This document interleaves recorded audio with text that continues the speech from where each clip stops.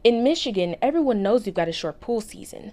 Pat and Ann Comiskey were hopeful for a fun summer by the pool with their family, but instead, they say they swam right into a trap. The only thing that got installed was regret. The Comiskies needed their pool concrete redone and heard about Podoroka concrete through a friend of a friend of a friend. So Riley, this is a picture of Grandma and Grandpa's backyard right now. In this video, Anne is explaining to her granddaughter why she won't be swimming this summer.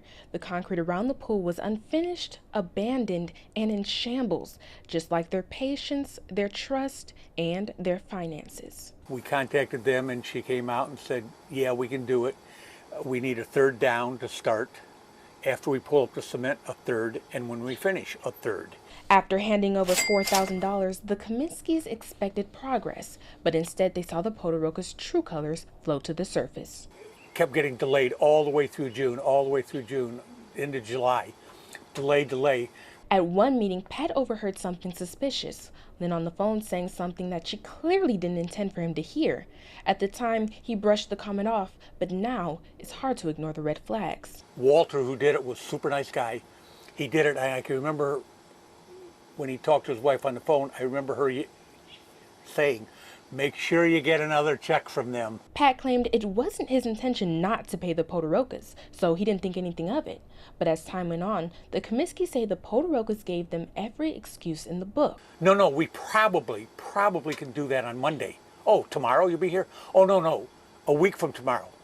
So I said, I'm going to wait for a week and you probably will be here. I called Lynn Tuesday night and I said, you're out. You can't do it. I've got someone else. That's your prerogative, Mr. Comiskey. Okay, and I said, but you're going to owe me some money. And I heard her call Walter in the background. Oh, no, we don't. The Comiskys felt scammed, so they began investigating themselves and were stunned by what they found. They weren't the only ones being left high and dry. Lynn Podoroka is a realtor, and when they looked up the name Podoroka Concrete, there was a flood of online reviews accusing the couple of being scammers. This revealed a pattern that had already caught the attention of journalists. In fact, Rob Wolchek, Fox 2's Hall of Shame investigator, isn't the only journalist to do a story on the Podorokas. Channel 4's Ruth to the Rescue exposed Lynn Podoroka years ago for allegedly writing fraudulent checks. We were going to garnish her wages, but you can't as a separate contractor. If they were just bad business people, she would have called us back and said, how can we make restitutions for some of this? That's when Rob Wolchek decided to confront Lynn and give her a chance to explain why it seems like she was swimming in lies. This is actually crap. $2,800. Do you know how much work we did there? We did the entire renovation. Yeah, there. I saw it. You tore all of the stuff out, and then they went all summer without getting their, being able to use their pool. No. When asked if she planned to return the money, her response? They sued you, and they have a judgment, and they want their money. Yeah, only because I didn't show up. Okay, well, I didn't that's show your up. problem, right? Yes, it okay, was. Well, it then, was, but they should have never gotten that. Lynn acknowledged she needed to pay up, as the judge ruled she owed the money. But even after the court's decision, Lynn didn't hold back her opinions. And the only reason you're here, you obviously know this one here. I guarantee you know this lady. What lady? Her. Who? Mrs. Kaminsky? I've interviewed her. Yeah, you've interviewed her. You know what? She's old, crabby, and nasty. The Comiskys have now been paid in full. As of this report, they're going back to court to recover legal fees. And this time, there's no more room for probably.